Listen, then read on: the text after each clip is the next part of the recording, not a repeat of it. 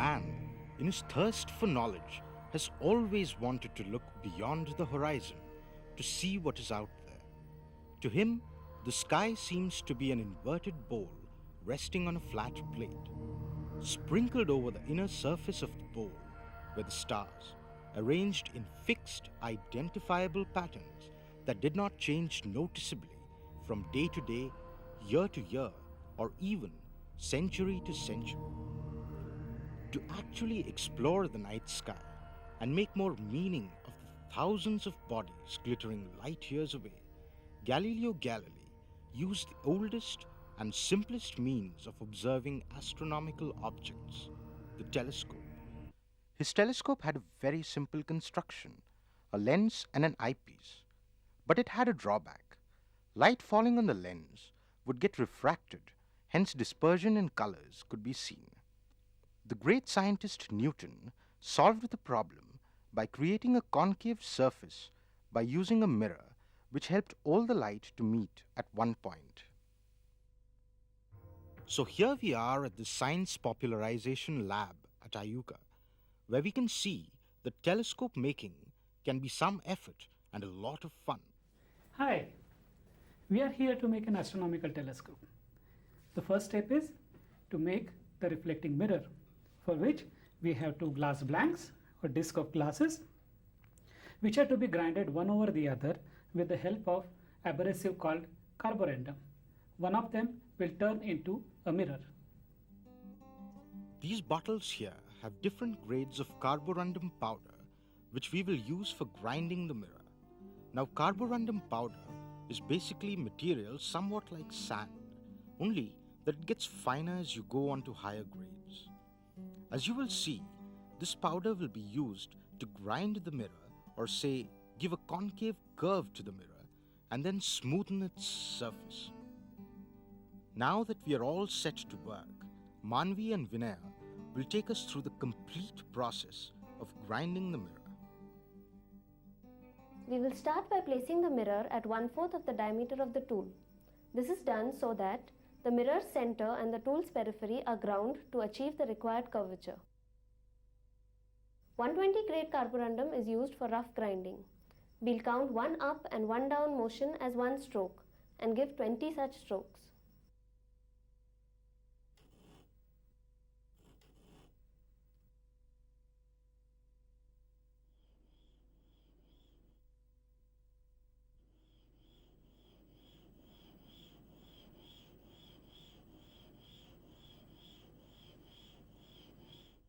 The number of strokes you give is not important as long as you maintain the same number throughout. What is important is to rotate the mirror to obtain a uniformly ground surface. She has just finished 20 strokes and she will now rotate the mirror through 120 degrees and give 20 more strokes.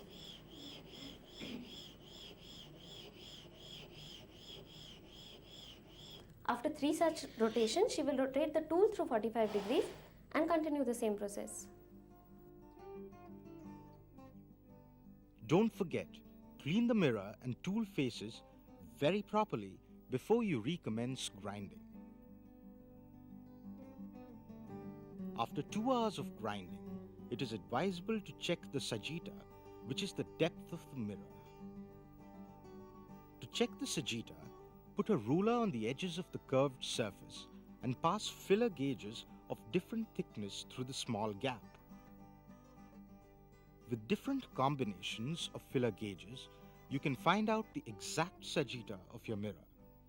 Make sure you get the exact reading to get a good mirror. After every hour of grinding with 220 grade, it is advisable to check the focal length of the mirror. Wait for the sun to be high up in the sky. This test cannot be done when it is cloudy.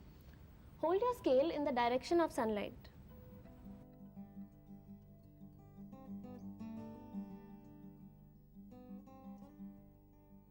Wet the mirror face and try to focus the sun's image like this.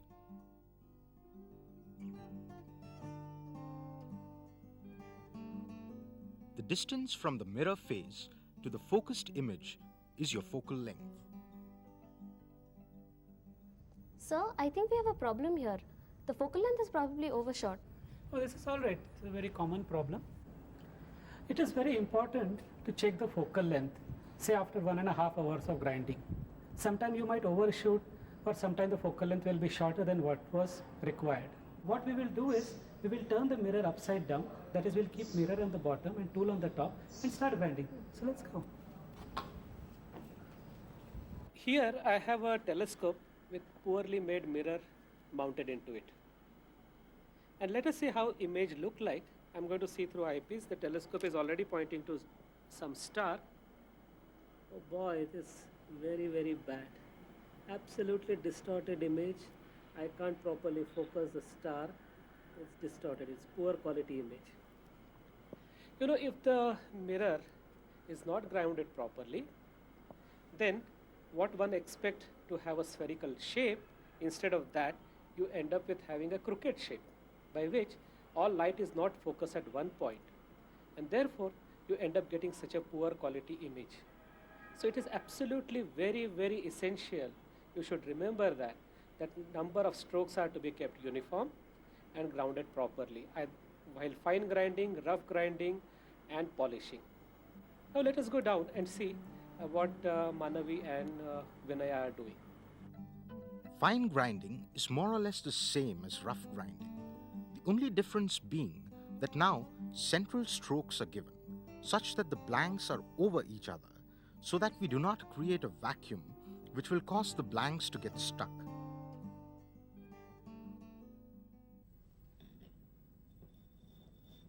One way to separate them is to keep the blanks in the deep fridge, or otherwise hammer them out. Let's leave Manvi and Vinaya to fine grind and try to see some objects through our telescope.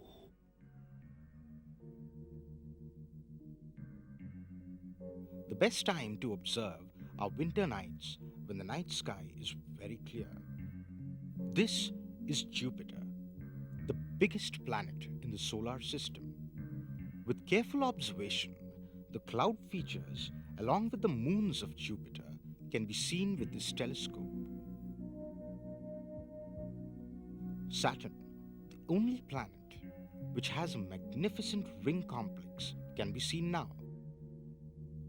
The moon is the most easily and frequently observed and photographed object in the night sky, and with this telescope, the craters on the surface of the moon are visible. Ordinary glass blanks that we started off with are now finely grinded mirror and the pitch tool. We are going to polish the mirror now with rouge, which is nothing but ferric oxide, or in a very ordinary language, it is iron rust.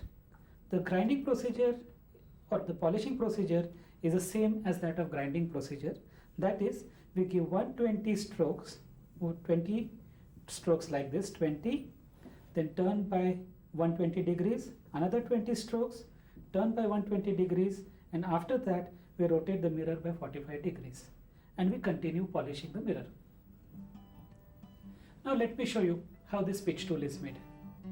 To make the pitch tool, edge or side of the mirror is wrapped with plastic coated paper or butter paper. On this, a plastic grid is placed. The mirror is then lightly heated to make it warm. Sprinkled over it is some soap solution, and then gently hot molten pitch is poured over it.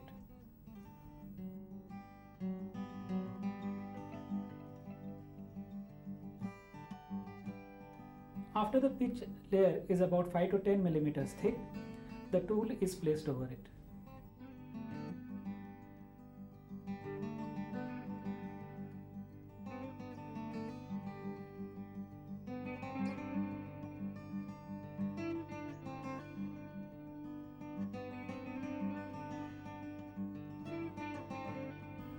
In about 10 minutes time, both mirror, pitch tool and the tool would have cooled down sufficiently. We now take them out of the water slowly and put it upside down and peel this paper out of it very carefully.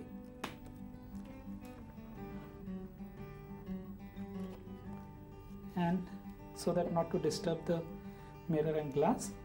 and then slowly push the upper blank out. Keep it aside and then peel this via plastic mesh, and here we have grooved pitch tool.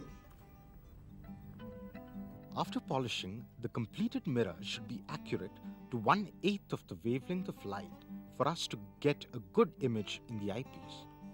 Therefore, we must test how good the surface of the mirror is. Mirror is kept on the stand at the radius of curvature so that the reflection of light will come to the same point.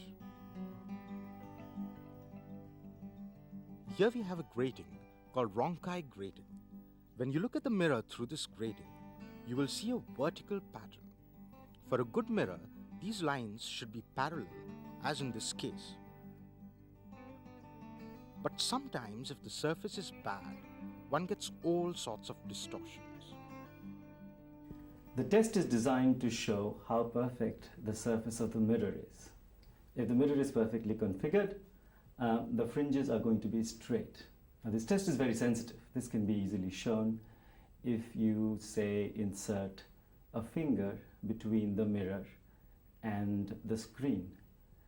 The body heat that is coming out of the finger, which is very minute, causes the air near the finger to be slightly more mobile than the air slightly away from the finger.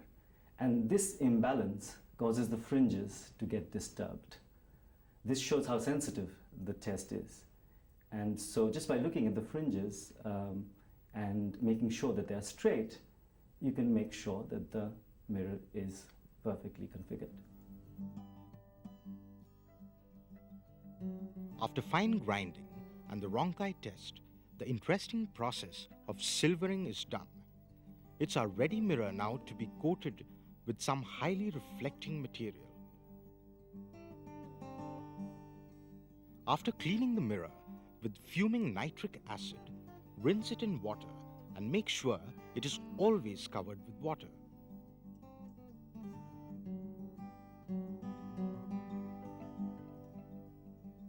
In this process, metallic silver is precipitated from the solution of silver salt, usually silver nitrate. You can also deposit silver in any chemistry lab or at home, the way Vinaya is doing it now.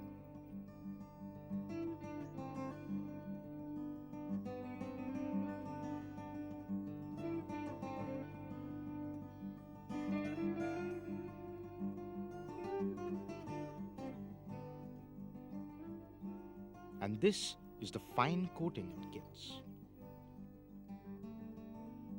The telescope tube is now mounted onto the wooden base and the mount, which can be made very easily. After the mirror is silvered, it is placed inside the mirror cell.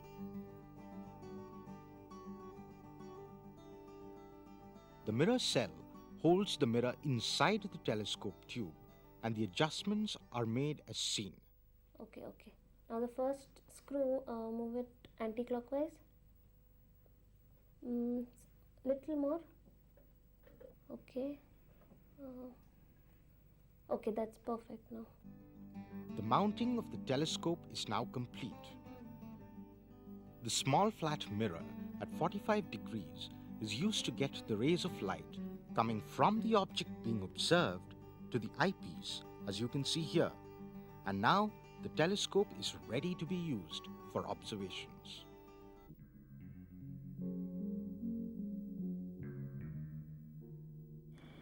The telescope is now ready, and we are on the terrace to see some celestial object. The object that you see behind in the background is Venus, and I am going to show you how to point the telescope to Venus. What you have to do is get down towards one edge and align the telescope in such a way that this line is pointing towards Venus. I come down here and bend slightly like this and just rest Venus on top of this and then come down towards the eyepiece.